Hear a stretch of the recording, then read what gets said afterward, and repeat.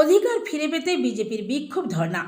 পূর্ব মেদিনীপুর জেলার তমলুক পঞ্চায়েত সমিতির 36টি সমিতির সদস্যের মধ্যে তৃণমূল কংগ্রেসের 21, বিজেপির 14, সিপিএম 1।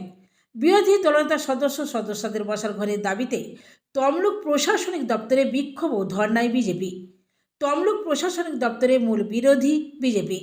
প্রথম থেকেই তাদের দাবি ছিল যে বিরোধী দলনেতাকে বসার জন্য একটি ঘর ও সদস্যদের বসার জন্য ও সরকারি প্রকল্প থেকে বঞ্চিত করার প্রতিবাদে কয়েক মাস বলার পরও তার কোনো রকমের কর্ণপাত করেননি।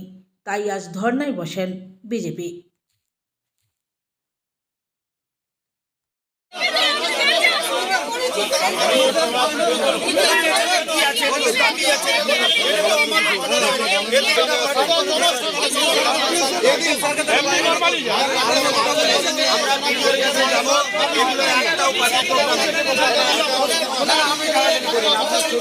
জনপ্রতিনিধি, আমি বিরোধী দল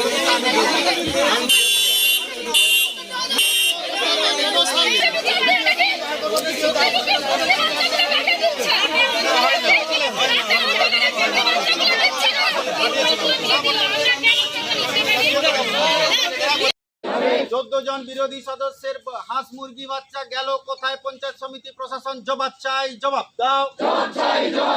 রাতের অন্ধকারে বকনা বাছুর কাদের দেওয়া হলো? ব্লক প্রশাসন জবাব চাই, জবাব দাও। রাতের অন্ধকারে বকনা বাছুর দিতেই হবে। সরকারি অনুদানে সব জিনিস সকল সদস্যকে সমানভাবে দেওয়া হচ্ছে না কেন? ব্লক প্রশাসন জবাব চাই, জবাব দাও। জবাব তোমায় দিতেই হবে। বিরোধী সদস্যদের রুম দেওয়া হচ্ছে না কেন? ব্লক প্রশাসন জবাব চাই, জবাব দাও।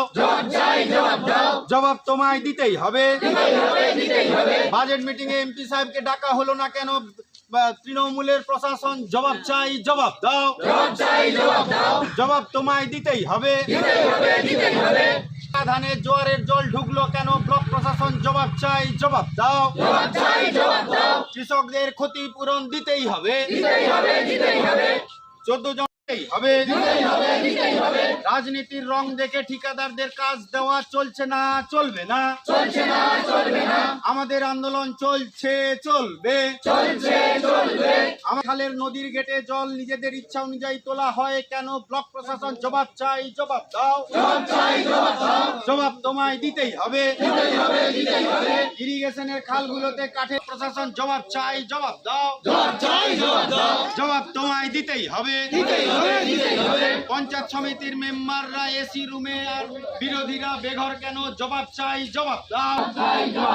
জবাব তোমায় দিতেই হবে।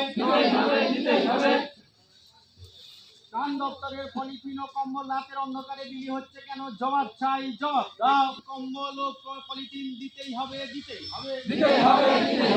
নইলে আমাদের আন্দোলন চলছে, চলবে।